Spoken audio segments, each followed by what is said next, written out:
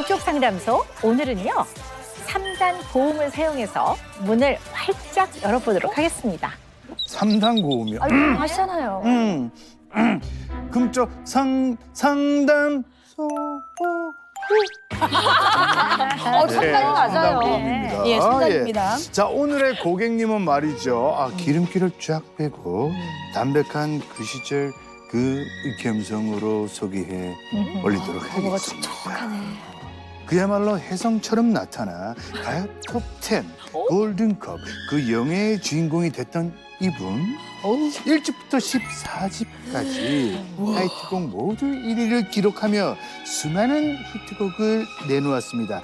가요대상 가수왕상을 모두 합친 수상 경력만 무려 19번에 달합니다. 이분 인기가요, 제가 듣기로 와, 정말 살벌하다. 어느 정도였냐 하면은 지금으로 따지면 아이유 맞아. 근데 그 얘기 들었어요. 시대 아이콘이다 이렇게 불릴 만큼 정말 신드롬급 대인기 와우. 대인기를 끌었던 분 금쪽 상담소로 찾아주신 오늘의 고객님 멘탈 케어룸으로 입장해 주세요.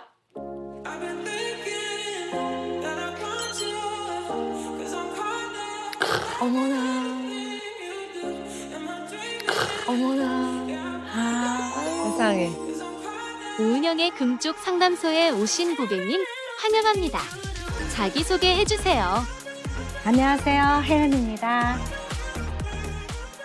네. 작년 겨울에 그야말로 혜성같이 나타난 밝고 귀여운 태연이 진짜 좋아해 나를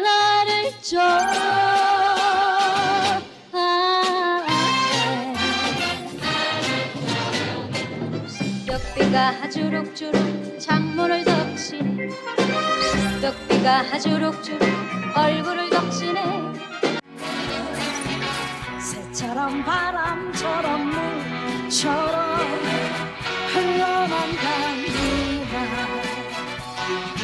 어제 처음 만나서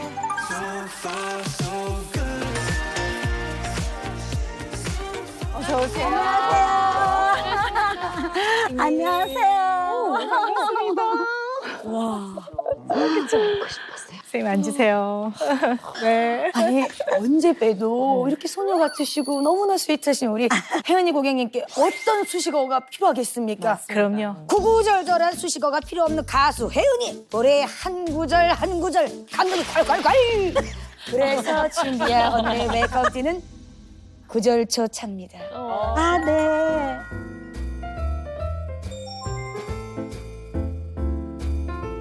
자, 사실 그 우리 오은영 박사님께서 우리 혜은이 고객님의 정말 찐팬이십니다. 네. 네. 그렇습니다. 네. 정말 그 늘 노래는 혜은이처럼 이라는 말씀을 늘 하셔요. 네.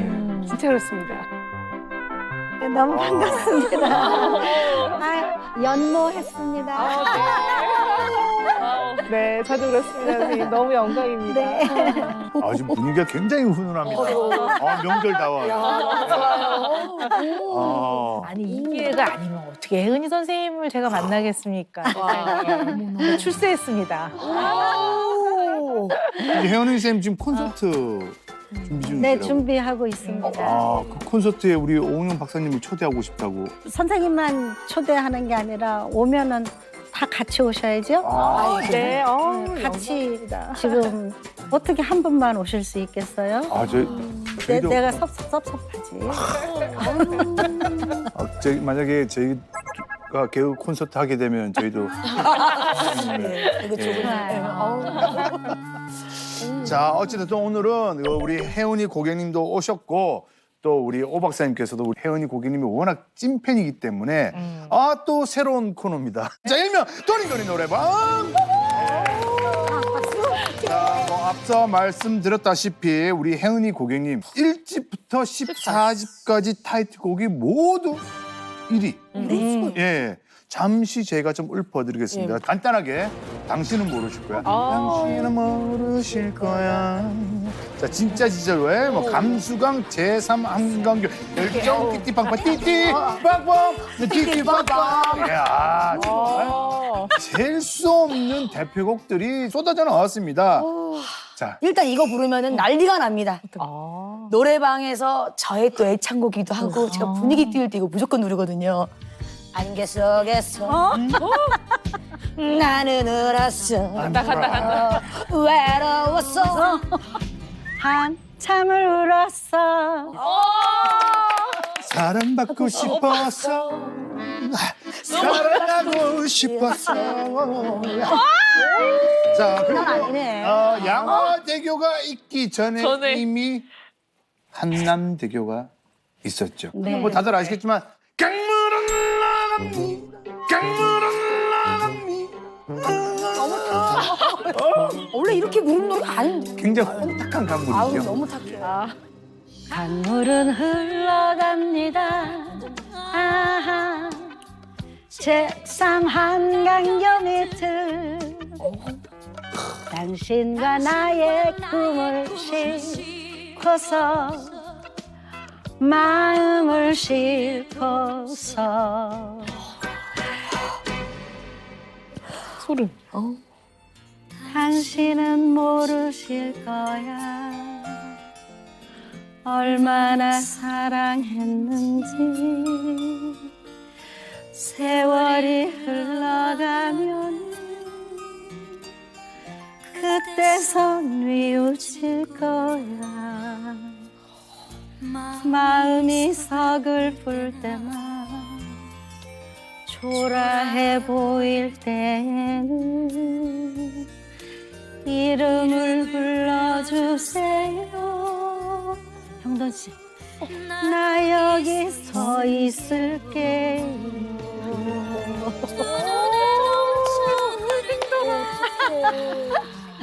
새벽비가 주룩주룩 철길을 적시네 새벽비가 주룩주룩 지붕을 적시네 삑삑삑삑 희석이 울리면 이제 정말 나는 갑니다 아니 이거를 이렇게 하시고 이렇게 하셨다니까 붙이시고. 그때 췄던 춤이요 네. 이게 네. 이게 어떻게 나 너무 소름. 중간에 맞아요. 맞아요, 선생님. 맞아요. 어머.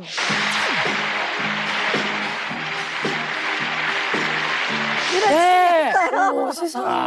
몸이 네. 기억하는. 몸이 콘서트 기억해요 준비하는. 네. 야, 이거 돈이 노래방 이거 좀 이거 가수분들 나오면 네, 진짜 이거 너무 정규- 즐겁네요. 예, 너무 정규 가겠는데요. 이거. 무조건 가겠어요. 예.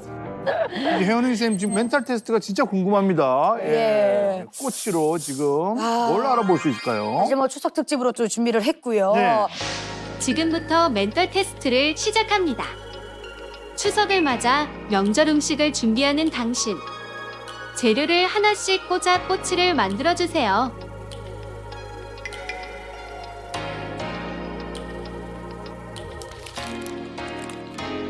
주식을 드셨고, 신중하게.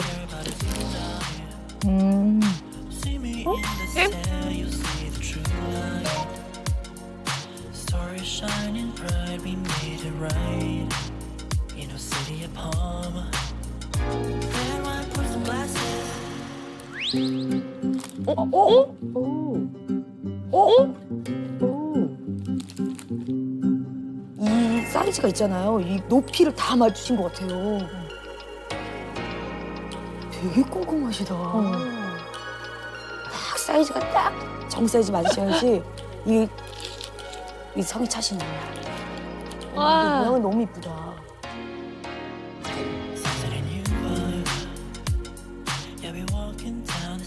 사실 우리 멘탈 테스트는요. 꼬치를 만들 때 가장 먼저 꽂는 재료로 알아본 인간관계에서 주의해야 할 점을 알아보는 테스트였습니다. 제일 먼저 꽂은 거. 그러니까 사실 뒤에 거는 아무 의미가 없었거든요. 맨 처음. 기억나세요 혹시? 그 햄을. 맞아요. 예. 자, 햄을 가장 먼저 꽂아주신 우리 혜은이 고객님께서는 늘 긍정적인 에너지를 풍기고 친절한 성격 덕에 인기가 많은 타입입니다. 립 서비스가 정말 그렇게 나왔어요. 예. 하지만 당신의 친절한 마음을 악용해 거절하지 못하는 부탁을 요구할 수 있으니 건강한 인간관계를 위해서는 자신의 의사를 제대로 표현하는 연습이 필요합니다. 야. 정말? 깊은 한숨을. 선생님 어떠세요? 결과 들으시니까? 어쩌면 그렇게 복채를 많이 받으셔야겠어요. 알겠습니다. 맞아요. 네, 그렇습니다. 아. 제가 그러니까 성격이 이렇게 좀 딱 맺고 끊고 이런 걸 잘해야지 되는데 그걸 잘 못하니까 뭐 좋은 사람은 아유 착해서 그래 이렇게 말하지만 그거는 아니라고 저도 생각하면서 자꾸 같은 실수를 되풀이하고 그래서 저를 좀 책임져 달라고 왔습니다. 아, 네. 깊은 얘기가 있네요. 네. 자, 어쨌든 우리 그 대한민국 가요계에 큰 획을 그으신 우리 혜은이 고객님 어떤 고민이 있길래 저희 상담소를 찾아주셨는지 고민을 제가 그 준비된 영상으로 한번 확인해 보도록 하겠습니다. 네.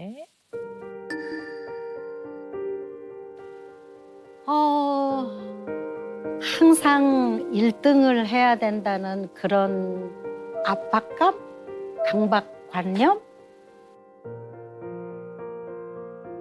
역시 혜은이는 달라. 이 소리를 듣기 위한 노력에 노력을 하고 있는데 그 많은 사람들이 보고 있으니까 혹시 책 잡힐, 흉 잡힐 일은 하지 말아야 된다라는 그런 또 강박관념이 있는 거예요. 그래서 방송을 가도 제가 있던 분장실, 나올 때 그 분장실을 깨끗이 다 치워야 돼요. 여기는 혜은이가 쓰던 분장실이니까 깨끗하게 해야 돼. 항상 웃어야 되고 상대방이 좀 무례하게 해도 웃어야 되고 싫다고 말하지 못하고 그러니까 내가 나를 볶는 거예요, 자꾸. 모든 거에 편안하지가 못한 거죠. 너무 힘들어요.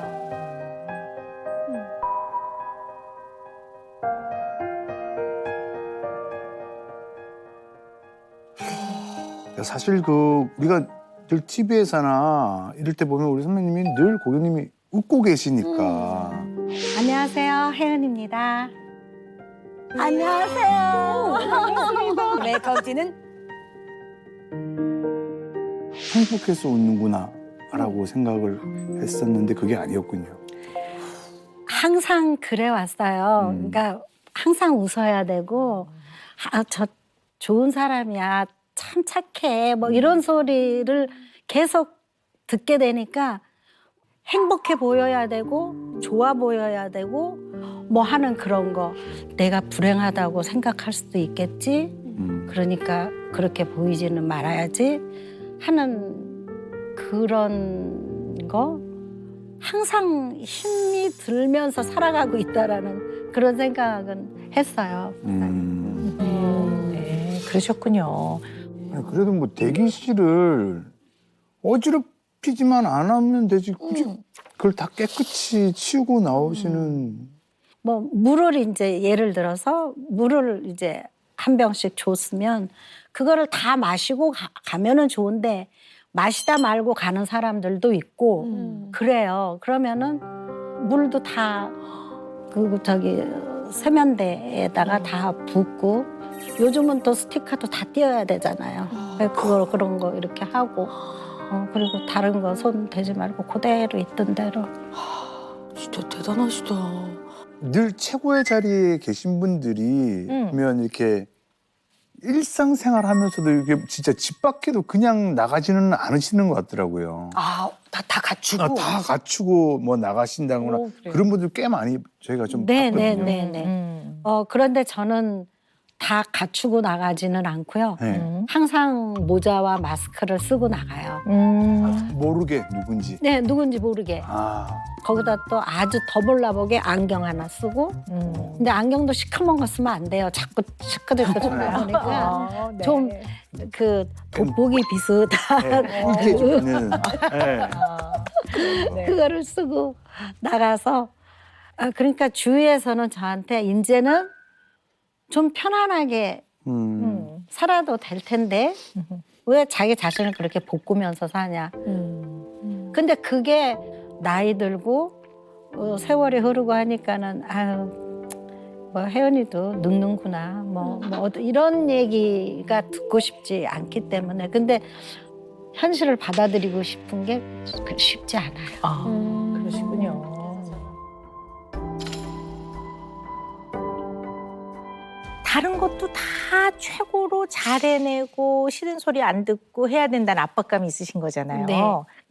사실 말씀을 들어보면 또 혜은이 선생님이 우리나라의 가요계에서 어떤 분이셨나 이렇게 생각을 해보면 사실 이해는 돼요.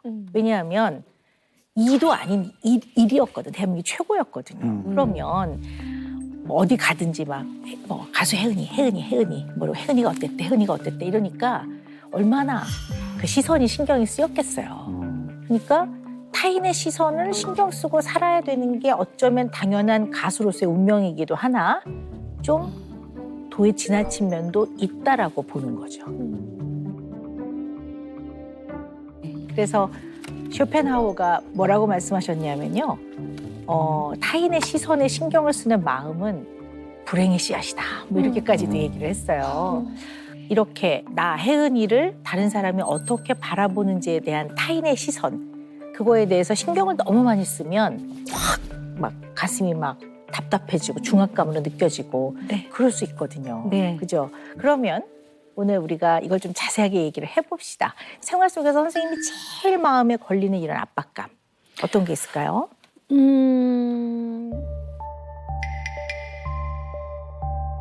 제일 힘들고 어려운 게 부엌 일 하는 거, 식사 당번을 하는 거 이런 거. 근데 사실 저는 너무나 욕을 먹을 얘기지만 밥도 할 줄 모르거든요. 밥도 할 줄 모르고 더군다나 요리를 하는데 뭐 음식 재료를 썰어야 찌개도 만들고 뭣도 만드는데 그거를 전혀 못하는 거야. 칼이 너무 무서워서 이거를 못하고 재료를 하나씩 꽂아 꼬치를 만들어주세요. 고민하시다가 다시 파.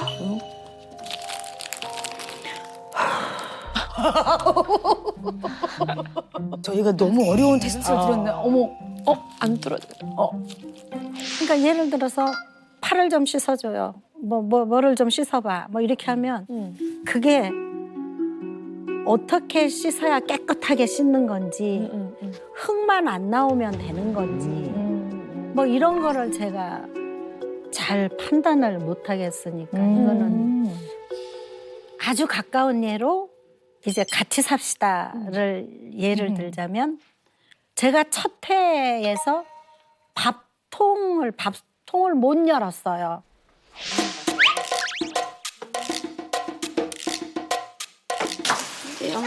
응? 밥통이 안 열려. 안 열려? 열어봐. 6학년이 넘어가지고 압력밥솥을 못 열어. 야, 진짜. 그 회차가 나간 다음에 뭐 그렇게 무슨 댓글이 많이 달렸다고 나이가 몇인데 밥통도 하나 못 여냐 여태까지 나이 헛먹었다 저거 연출 아니야?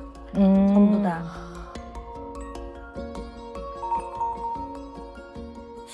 근데 연예인들도 다 잘하는 거 많거든요. 살림도 잘하고 뭐 너무너무 음식도 잘하고 뭐 이렇게 하는데 저는 지금 생각해보면 정말 할 줄 아는 게 노래밖에 없는 거예요. 그러니까 거기에서 오는 좀 약간 비애감 뭐 이런 것도 있고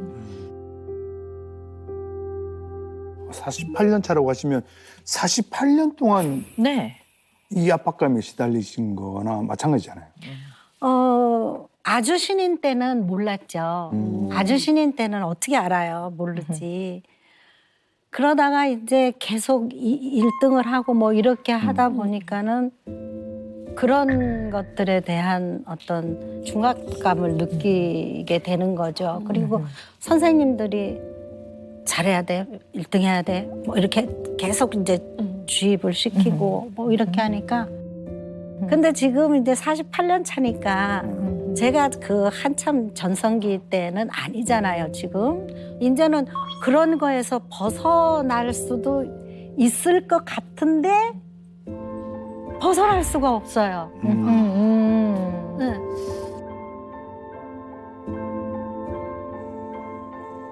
혜은이 선생님이라는 그거에 굉장히 중압감을 느끼시는구나. 더 좀 자세히 얘기를 나눠봐야 되겠다는 생각이 듭니다. 근데 일단 혜은이 선생님은 완벽이라는 목표를 향해 화도하게 최선을 다하고 애를 쓰시는 것 같아요.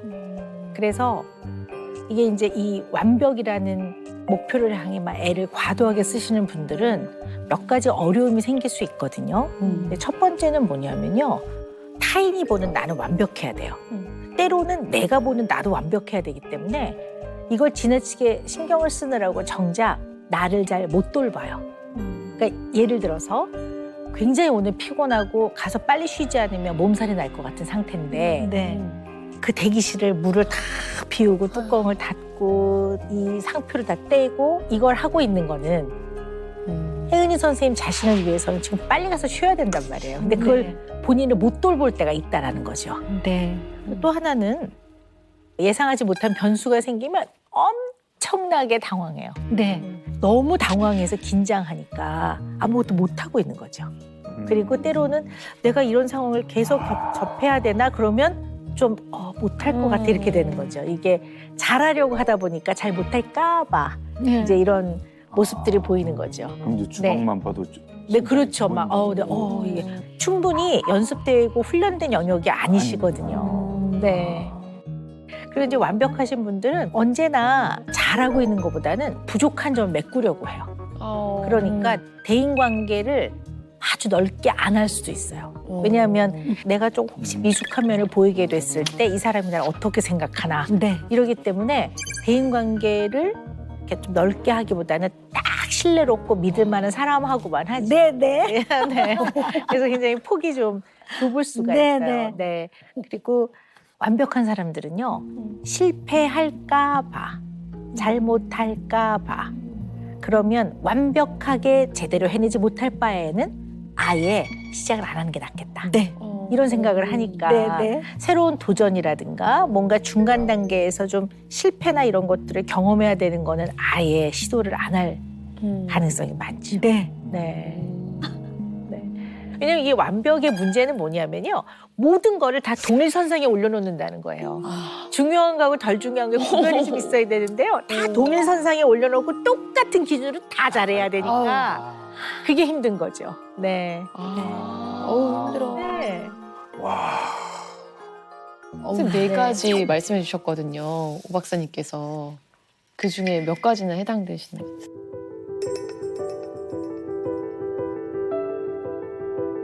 네, 다 박사님 말씀하신 100점 나오셨네. 다 100점이에요.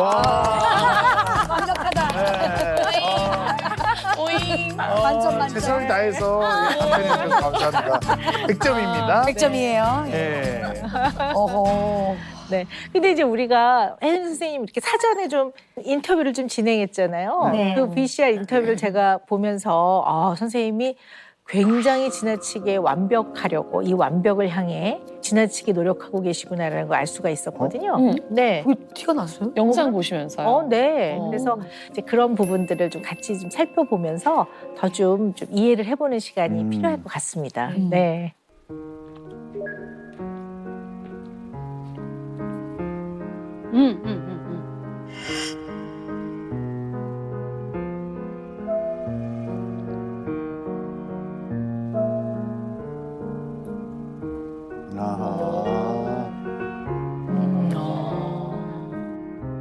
항상 일을 할 때는 긴장을 많이 하곤 해요.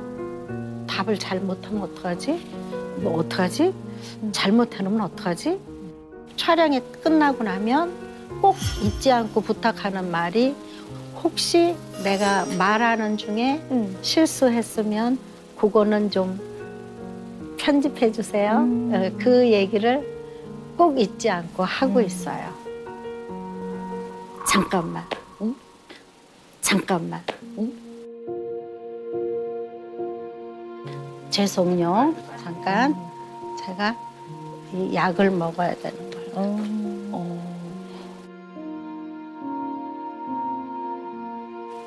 이렇게 방송을 할 때 되면 정말 막 그 죽을 것 같은 그런 불안감에 그게 스트레스성 급 공황 장애라는 거예요.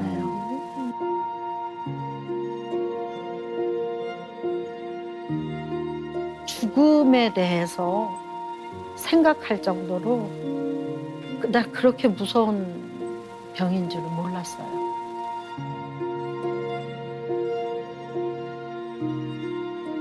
아, 그러시구나. 공황을 겪으셨구나. 치료는 선생님 언제부터 받으셨어요? 지금 제대로 치료받기 시작한 건 한 3년? 네. 뭐 물론 요즘에 뭐 인식이 정말 많이 편안해지긴 했지만 맞아요. 또 선생님 뭐 워낙 다 얼굴이 알려져 있고 이러니까 병원을 좀 찾아가는 게 아주 쉽지는 않으셨을 것 같아요. 못해요. 네. 하기도 싫고 자존심이 상하는 것 같아요. 예전에 우리가 젊었고 이랬을 때는 거기 가면 좀 이상한 사람으로 봐. 그런 편견이 있었던 시절이 있죠. 네, 산부인과도 못 갔잖아요. 그 당시에는. 그래가지고 약을 먹어야 되는지도 몰랐어요. 병인지도 몰랐고 그게 그냥 내가 스트레스가 많아서 그런가 보다. 그렇게만 생각했는데 그러니까 제가 공황장애인지도 몰랐을 때 그때 갑자기 그런 불안감이 막 생기는 거예요. 가만있어, 내가 지금 바지 지퍼는 올리고 나왔나? 무대 위에서. 여기 단추는 너무 많이 열어놓은 거 아닌가? 그래서 실제로 제대로 입고 나왔는데 무대에서 제가 이렇게 채운 적도 있고 또 슬쩍 돌아서서 바지를 이렇게 내려다본 적도 있고 그런 꿈, 악몽에 너무 많이 시달리는 네. 구두가 한 짝 없어졌다든지 웃돌이는 있는데 밑에 바지가 안 보인다든지 아니면 노래를 지금 당신은 모르실까를 불러야 되는데 노래가 생각이 안 나는 거예요. 음절이 그러니까 그런 꿈이 너무 많이 꾸는 꿈이에요. 그래서 일어나면 진땀이 막 나고 그러는 거죠. 아, 네. 이렇게 좀 힘드실 때는 좀 어떤 증상이 있으세요? 어떤 어려움이 좀 있으세요? 일단 어지럽고요. 네. 제 주위가 이렇게 움직이는 것 같고 가슴이 굉장히 누가 위에서 찍어 누르는 것처럼 답답하고 몸이 너무 시려워. 이렇게 냉장고에 들어가 있는 것 같은. 네. 힘들죠. 최근에도 그런 걸 경험하셨습니까? 네. 제가 왜 오 박사님처럼 잠깐만, 나 물어보죠? 선생님인 줄 알았나요? 차좀 내려주시죠. 저도 모르게. 제자. 예, 저도 저런 경험이 있어가지고 저도 모르게 자꾸 이렇게. 네. 그러니까 몰입하게 자꾸 돼. 우리 정영돈 씨만 쳐다. 예, 그리고. 선생님도 모르게 오빠를 보면서 그 증상에 대해 여기입니다. 예, 이쪽입니다. 예. 좀 큐레이터. 네. 처음에 그런 증상이면은 저는 듣기로는 그냥 감기라고 생각했을 것 같아요. 그래서 우한 들고 이렇게. 그래갖고 이제 병원에 가기는 뭐하고 약국에 가서 그 증상을 살짝 얘기하니까 여름 감기 같은데요 그러더라고요. 그래서 여름 감기약하고 이제 여름 감기약하고 소화제, 속도 울렁거리고 그렇죠. 네. 속이 너무 울렁거리고 음식은 입에도 못 대겠고 네, 그러셨군요. 그런데 지금 이제 선생님 이렇게 인터뷰하시는 거 보면 네. 굉장히 긴장하시는 모습을 보니까 네. 요만큼은 실수하지 않으려고 막 과도하게 애를 쓰시니까 좀 안타까웠어요. 네. 그래서 좀 이렇게 좀 과도하게 긴장을 하시는데 뭐 좀 이유가 있는지 아니면 어떤 경험 이후에 좀 더 그러시는지 좀 궁금하기도 해요. 뭐 여러 가지 살면서 그 처했던 그런 경험들이나 이런 거. 그러니까 제가 처음 방송 시작하고 이럴 때는 사실 동료들하고 잡담이나 이런 것도 못하게 하셨어요, 선생님들이. 그래서 항상 외톨이였었고 그렇게 되니까 분장실에 가면은 기다리는 거는 오래 기다려야 되는데 할 게 없잖아요. 그러니까 책을 봤어요. 그러니까 어떤 얘기가 도냐 하면은 건방지게 혼자 앉아서 뭐 여기 와서 책 보는 거를 자랑할 일이 있어. 뭐 어떤 그런 얘기들 뭐 다는 아니지만 이제 소수의 사람들이 그런 얘기들을 하는 거예요. 거기에 대해서 또 상처받고 뭐 이렇고. 그리고 요즘 우리 모두가 느끼는 거잖아요. 말 잘해야 되잖아요. 말 한마디만 잘못하면 그냥 바로 이렇게 되고 하니까 그 생각들이 기억하려고 하지는 않는데 아주 말끔히 떠나지를 않아요. 제 머릿속에서. 그러니까 항상 이게 제 일인데도 하물며 자꾸 긴장을 하는 거는 내가 정말 잘못 생각하고 있는 건지 아니면 내 성격이 그런 건지 이 고칠 수 있는 건지 없는 건지 네, 네. 그런 것들이 참 네. 솔직히 말하면 불안해요. 네. 이게 어떻게 보면 절대 실수하지 않으려고 거의 완벽에 가깝게 하려고 혜은이 선생님 자신을 엄청나게 통제하고 있는 거거든요. 막 통제하고 있고 이 통제에서 조금만이라도 벗어나면 무슨 일이 일어날 것 같고 실수를 하게 될 것 같고. 네. 근데 이게 가만히 생각해 보면 사람들이 나에게 기대하는 혜은이는 이래야 돼라는 거에 내가 거기에 걸맞게 해야 된다고 생각하시는 거예요. 네. 혜은이여야 하는 거예요. 네. 그러니까 혜은이로서 존재하고 인정받아야지만 편안하신 것 같아요. 네. 그래서 이게 어떻게 보면 인정 욕구라고도 볼 수 있거든요. 근데 이 인정 욕구는 꼭 칭찬을 받아야 되는 사람도 있지만 약간 다른 측면으로도 볼 수 있어요. 대중들이 생각하는 많은 그냥 불특정 다수가 생각하는 가수 혜은이 선생님 이러면 최고야. 노래 진짜 잘하지. 와 히트곡 많고 돈도 엄청 많이 벌었을 거야. 오 이뻤지. 그러고 아니 혜은인데 이런 것도 못 들어주세요? 뭐 혜은이가 왜 이렇게 해? 이렇게 생각을 한다면 여기가 다 걸리는 거죠 선생님한테. 네. 다. 그래서 사실은 이러한 다른 사람들이 혜은이라는 사람에 대해서 나름 갖고 있는 평가, 네. 개념 이게 어떻게 보면 남으로부터 찾는 자기 가치거든요. 네. 이 부분을 잘 생각하셔야지 이게 걸리는 게 많으면 이 부분에 있어서는 거절을 못 하실 거예요. 네. 그리고 그들이 요구할 것 같은 거에 맞추기 위해 무진장 애를 쓰실 거예요. 네. 지금 그런 면이 있으신 거예요. 네. 네. 그런 것 같아요. 다 걸리시나 봐요. 다 네. 걸리시는 것 같아요. 다 지금. 걸려요. 음. 그리고 나 오늘 몸이 좀 아파서 못 나가겠어. 다음에 보자. 뭐 이런 그런 거를 잘 지금까지도 잘 못하는 거. 거절하시는. 네, 거절하는 거. 그런 거를 잘 못해서 정말 나는 혼자서 그냥 아유 내가 이걸 왜 한다 그래가지고 뭐 이런 내 자신한테 자꾸 뭐라고 그러는 거죠. 네, 이런 자책을 거 하게 되는군요. 자책, 네. 네. 자책.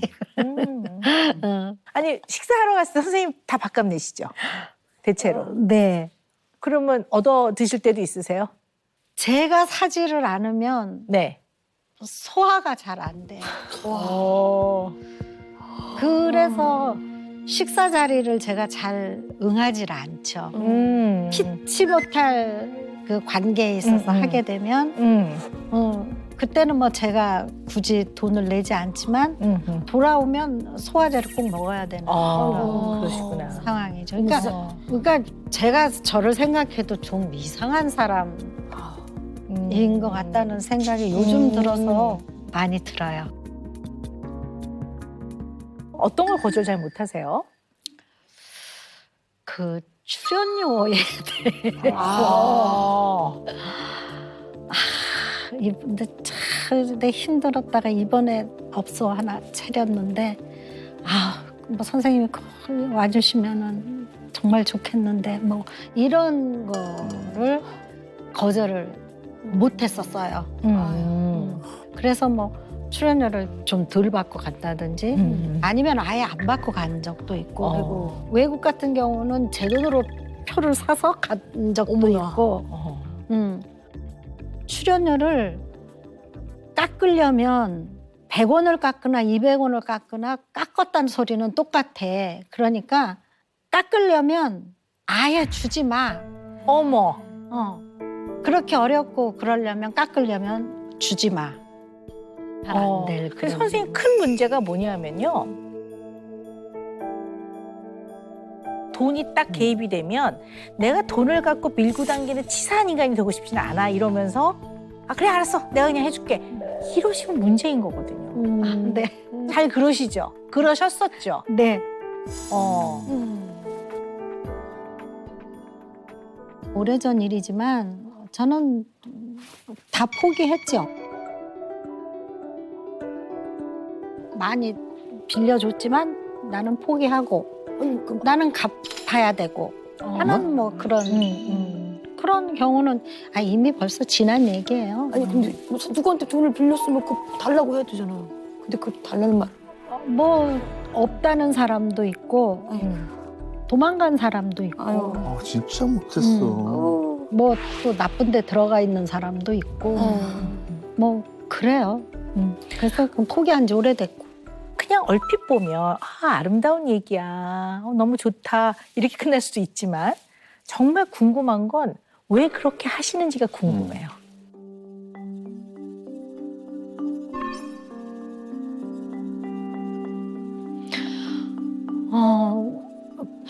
글쎄 뭐라 그럴까 내가 상대방에게 잘못된 생각인 걸 알면서도 내가 저 사람한테 좀 쿨하게 보이고 싶어. 뭐 어떤 그런 것도 내면적으로 깔려 있지 않을까요? 네, 중요한 얘기인 것 같아요. 이 부분은 굉장히.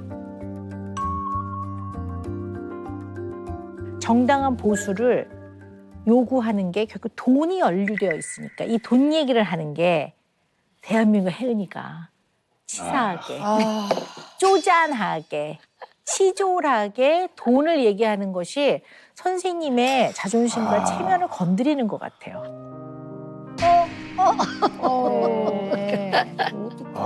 네. 잘 알았어. 그래. 내가 그냥 해줄게. 이래버리면 그거는 돈에 대한 선생님의 개념을 다시 한번 생각해 봐야 되고 또 하나는 선생님의 능력 발휘에 대한 대가에 대한 선생님이 스스로 가치를 인정 안 하는 거예요.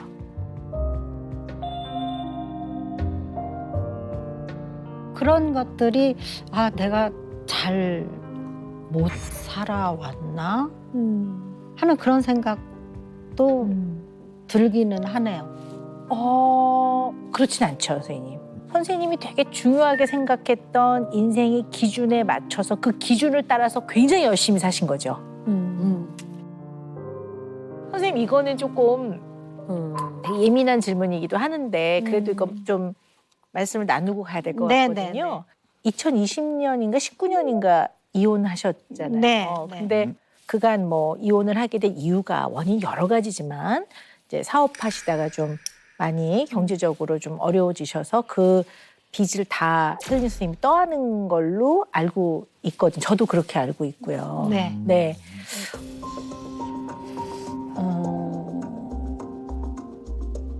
제가 2019년도에 이혼하고 한 1년 반 정도 정말 은둔 생활을 했어요.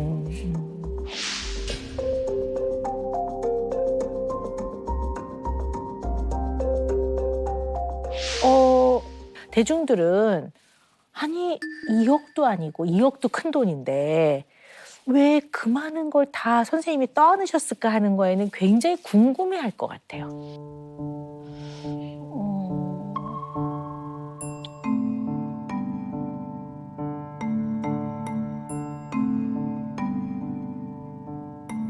한꺼번에 제가 다 떠안은 건 아니고 뭐 부부니까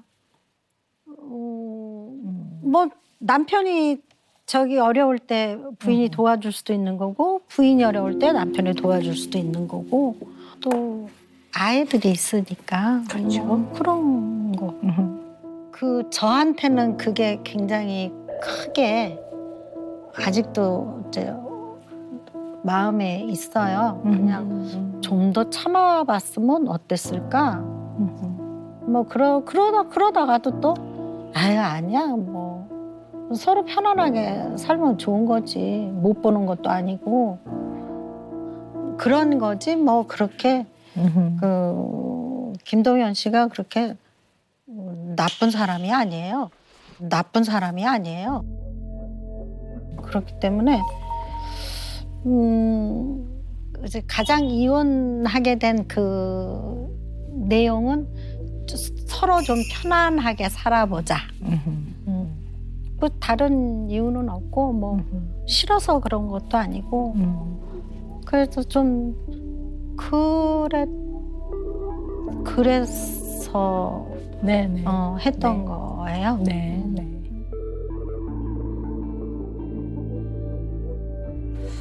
근데 이제 제가 오늘 쭉 선생님을 만나 뵙고 왜 이런 질문을 하게 됐느냐면요. 아까 왜 대한민국의 혜은이는 치사치졸 쪼잔 아니야. 나는 그냥 내가 책임질 수 있는 부분 책임져. 약 그런 분이신 것 같거든요. 그러니까 어쩌면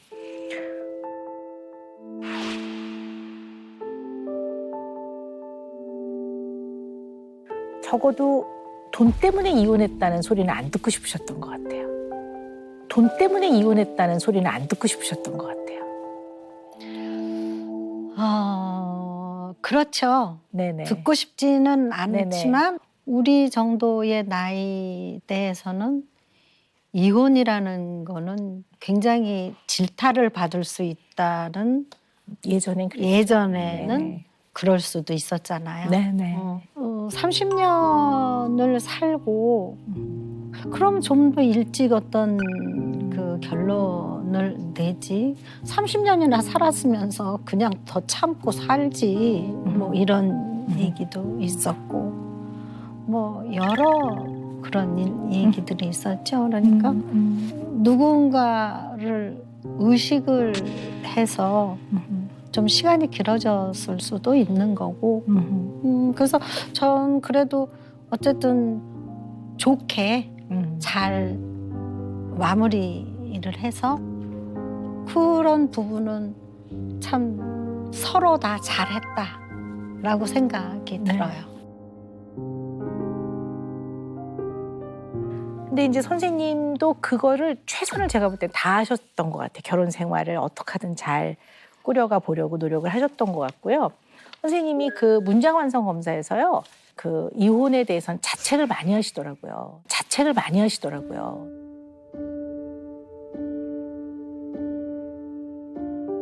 내가 가장 인생에서 저지른 큰 잘못은 내가 끝까지 가정을 지키지 못한 것이라든가 가장 내가 잊고 싶은 만큼 힘든 건 이혼 이런 것들. 그래서 이혼에 관련된 아직 상처가 선생님 마음 안에 많은 것 같아요. 그리고 그게 자책을 좀 많이 하시는 것 같아서 좀 사실 염려스럽고 그렇습니다. 네, 근데 자책을 안 할 수는 없죠. 안 할 수 없고 제가 이게 명쾌한 답을 말씀드리기가 조금 어렵네요. 왜 그런지 그게 그 감정을 어떻다라고 표현을 해야 되는지 그거를 잘 떠오르지가 않는데. 네. 선생님 마음 한구석에 자꾸 약간 좀 이런 마음이 자책 비슷한 마음이 드는 거는 팬들의 대중들의 평가도 영향을 많이 주는 것 같아요. 대중들이 이제 선생님의 이혼에 대해서 워낙 유명한 분이시니까 이러쿵저러쿵 말을 한단 말이에요. 그것이 선생님의 마음을 상당히 산란하게 하는 것 같아요. 제가 보기에는. 그런 면도 없지 않아 있겠죠. 네. 한 번은 이런 적이 있어요, 박사님. 제가 길을 가다가 저는 그 화장 티슈를 많이 써요. 그래갖고 이렇게 손에다 들고 그 휴지통이 없어서 이걸 들고 이렇게 가다가 다른 사람들도 길에다 뭘 많이 잘 버리고 가는데 이것 좀 버리면 어때? 그래갖고 그거를 손에 들었던 걸 바닥에다 팍 팽개치고 그러고 갔어요. 근데 한참 가다가 안 되겠어. 다시 돌아와가지고 그걸 주워서 그렇게 해서 갔던 적이 있어요. 근데 손에 쥐었을 때보다 버렸을 때의 불편함이 더 크더라고요. 그래서 난 정말 약간 좀 이상한 사람인가 봐. 뭐 그런 생각도 한 적이 있고 병원에 갔는데 뭐 문답지를 주더라고요. 그래서 이제 쓰는데 거기에 직업, 주부, 남편 직업, 사업 뭐 그 받아 쓰는 그게 내가 전부 앉아서 거짓말을 쓰고 있는 거예요. 그래갖고 쓰다 말고 그냥 놓고 나와 버렸어. 너무 화가 나더라고요. 나는 그 순간에. 저는 가족들하고 외식도 잘 안 해봤거든요. 그 시선들 뭐 이런 것 때문에 그랬는데 너무 하루하루가 좀 너무 긴장 속에서 힘드셨을 것 같아요. 너무 좀 때로는 힘이 붙였겠다라는 생각도 많이 좀 드네요. 네. 나 힘들게 살았어요. 네. 그래서 지금 이렇게 편안하게 얘기할 수 있다는 것이 저는 참 좋다고 생각해요. 네. 우리 이런 얘기 좀 해보면 선생님한테 도움이 좀 될 것 같은데요. 우리 나래 씨는 본명이죠, 박나래가. 네. 윤지 씨도 이윤지가 본명이죠. 네, 제가 본명. 근데 우리 혜은이 선생님은 원래 본명이 김승주시죠. 네. 그러니까 인간 원래 김승주와 혜은이에 있어서 구별을 좀 하고 사셔야 되는데 이게 좀 잘 안 되시는 거 아닌가. 구별을 좀 하고 사셔야 되는데 이게 좀 잘 안 되시는 거 아닌가. 저도 공감합니다. 네네. 혜은이라는 이름으로 더 오래 살았기 때문에 그 김승주라는 이름이 오히려 어떤 때 낯설기도 해요. 근데 예를 들어서 내가 어디가 아파서 병원을 갔다. 그랬을 때 김승주님 하고 부르면 이렇게 내 본명은 아무도 모르니까 잘 김승주로 불리워질 때는 그래도 마음이 좀 편안해지는 건 있어요. 네네. 그래서 너무 개인 생활이 없이 살았고 재미없게 살았고 그랬기 때문에 나도 좀 편하게 살면 안 되나? 뭐 하는 그런 생각이 많이 들어요, 요즘은. 저를 가지고 좀 예를 들어본다면 오은영 박사님? 그러면 저는 병원에 가서 진료를 볼 때는 정신건강의학과 전문의이고 또 제가 글을 써요, 선생님. 제가 작가예요. 네. 그때 또 작가고 요즘 쉽게 표현하면 이런 것들을 부캐라고 보면 부캐들이란 말이에요. 혜은이 선생님은 가수 혜은이가 부캐란 말이에요. 김승주가 원래 사람인 거고. 근데 워낙 이 부캐인 가수 혜은이가 너무나 큰 영역이었기 때문에 부캐에게 잠식당한 느낌이에요. 김승주가. 잠식당한 느낌이에요. 김승주가.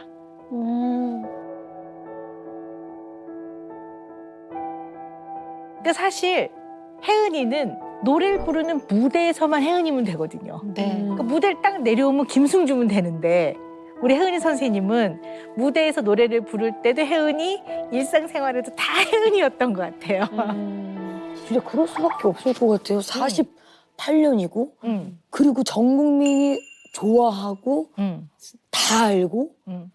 탑이란 말이죠. 음. 근데 어떻게 그게 떨어지지 않을 것 같아요. 그렇죠. 이게. 쉽지는 않은데요. 나의 본캐가 있단 말이에요. 근데 사실 냉정하게 말하면 정말 뼈골 때리게 말씀을 드리면 본캐는 김승주예요. 본캐는 김승주예요. 그러니까 무대에서 가수 혜은이는 완벽해야 되고 최고여야 되고 근데 무대에서 내려온 김승주는 뭐 어떨 때는 밥솥도 못 열고 양파도 못 썰고 뭐 그래도 되거든요. 근데 이거를 잠식당한 것 같아요. 근데 그 잠식은 당했는데 제가 제일 행복할 때는 무대에서 노래할 때거든요. 할 수 있고 자신 있고 정말 무서울 게 없는 게 노래밖에 없어요. 무대 위에 있는 시간. 네, 무대에 있는 시간. 네. 그 시간을 빼놓고는 사실은 좀 자신감이 좀 떨어지는 일상생활에서는. 그러니까 가끔 노래를 해달라고 할 때가 있어요. 같이 삽시다에서요? 네. 어. 그때부터 또 이 가슴이 뛰기 시작하는 거예요. 편안하다가 왜 그러냐면 마이크가 준비돼 있는 것도 아니고 음악이 준비돼 있는 것도 아니고 그냥 뭐 이렇게 그러면 그런 상황에서 내가 노래를 하게 되면 노래가 잘 들릴 수가 없죠. 당연하죠. 이 모든 장치가 안 돼 있으니까. 그럼 거기에서 또 난 무대에서 완벽해야 되는데 그런 경우들이 가끔 있을 때 너무 괴로운 거예요. 그러니까 그걸 하고 나면 몸살이 나요. 그날 밤에. 그러니까 그것도 저는 정신적인 문제라고 생각을 하거든요. 가수 혜은이는 김승주에서 혜은이는 몇 살 때부터 시작이 된 거예요? 5살 때부터. 아, 그거는 어릴 때 노래를 그때. 베이비 쇼라고 그래가지고 네. 어떻게 이제 아버지가 요즘 말하면 그 프로덕션을 하셨어요. 그래서 극단을 하셨어요. 그래가지고 거기에서 이제 영향을 받았는지 그건 모르지만 그리고는 19살 때 학교 졸업하던 해에 바로 아버지가 그 보증을 잘못 쓰셔가지고 야간 없어 극장식 맥주홀 캬바레 나이트클럽 그렇게 해서 이제 제가 가장이 돼야 해서 노래를 시작한 거예요. 네. 그러니까 이 어린 시절 얘기를 들어보니까 조금 더 선생님을 이해할 수 있을 것 같은데요. 어떻게 보면 대중이 원하는 모습으로 약간 만들어진 면도 있는 거예요. 그게 가식이란 뜻이 아니라 이러길 이러기 바라는 모습이란 말이에요. 근데 그런 모습으로서 존재했을 때 인정을 받았기 때문에 사실은 그러지 못한 모습으로 존재할 때 불편하신 것 같아요.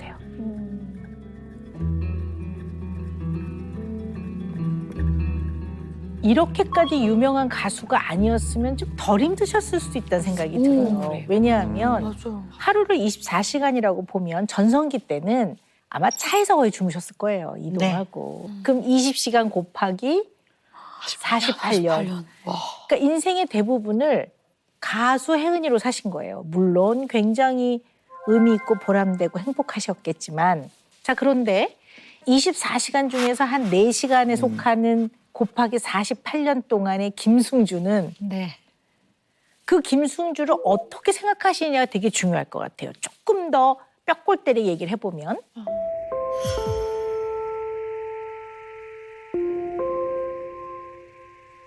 이혼을 한 거는 김승주예요. 혜은이가 아니라. 혜은이는 무대에서 노래 부를 때만 혜은이라니까요. 그러면 아이도 낳고 집을 사기도 하고 땅을 팔기도 하고 또 가족하고 놀러 가기도 하고 결혼도 하고 이혼도 한 사람은 혜은이가 아니죠. 김승주거든요. 그러니까 본캐 김승주로서의 삶을 어떻게 생각하냐 굉장히 중요한 것 같아요.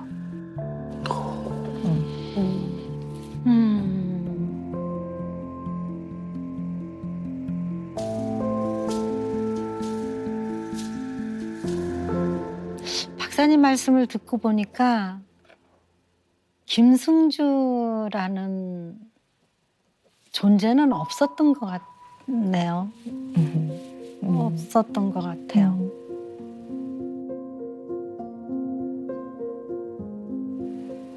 그렇죠.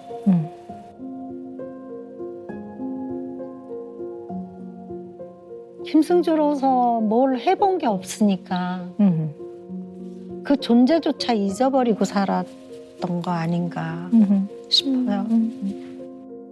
진짜 진짜 좋아해 나를 줘 삑삑삑삑 영을 남기고 새벽 차는 떠나갑니다.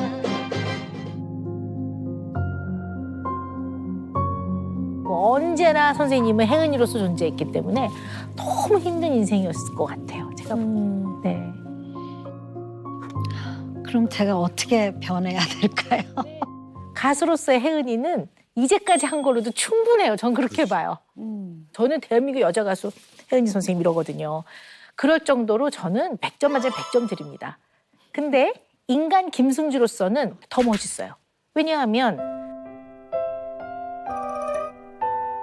30년 산 배우자와의 그래도 신의를 지키려고 노력해본 거, 마지막까지 삶을 최선을 다해본 거는 혜은이가 아니죠. 김승주죠. 그리고 두 딸과 아들을 정말 엄마로서 역할을 하시는 모습은 혜은이가 아니라 김승주죠.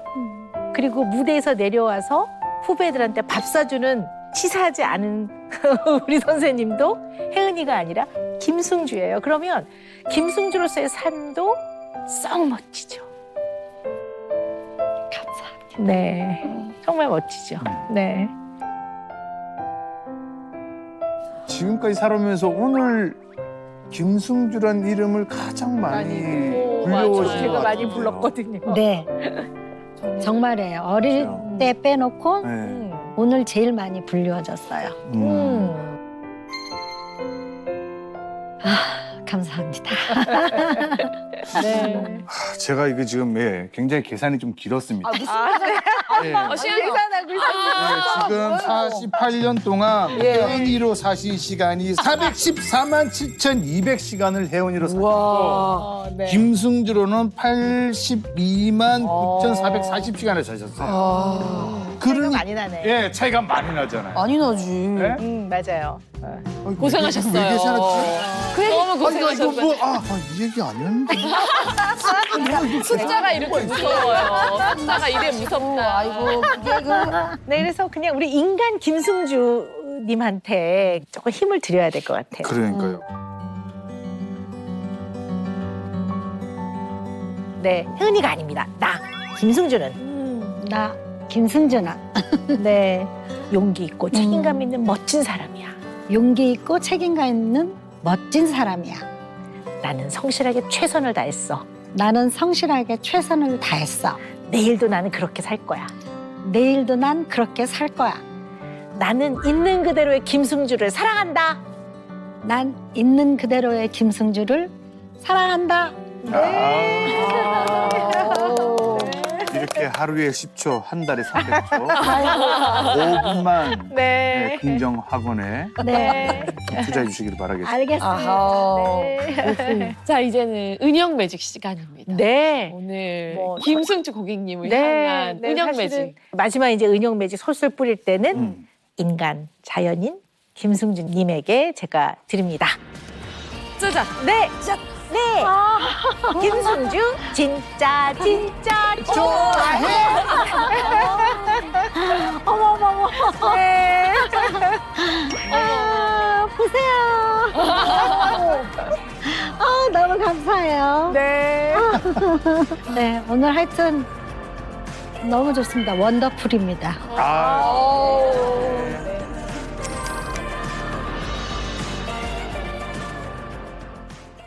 신촌 원빈, 첼로 오빠. 어머머.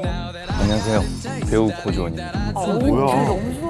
결혼이라는 거는 무섭더라고요. 네, 이걸 잘 할 수 있을까? 미혼 남녀가 결혼을 주저하는 이유 첫 번째. 그런 분들이 네. 많아지고 있다고요? 네네. 네. 사람하고 친해지고 사람을 만나는 게 저한테는 쉬운 게 아니었어요. 감당이 안 되는 거예요, 이게. 마음의 문을 딱 닫아버리면서 관계를 좀 약간 포기한 느낌이 좀 들기도 하거든요. 채널 A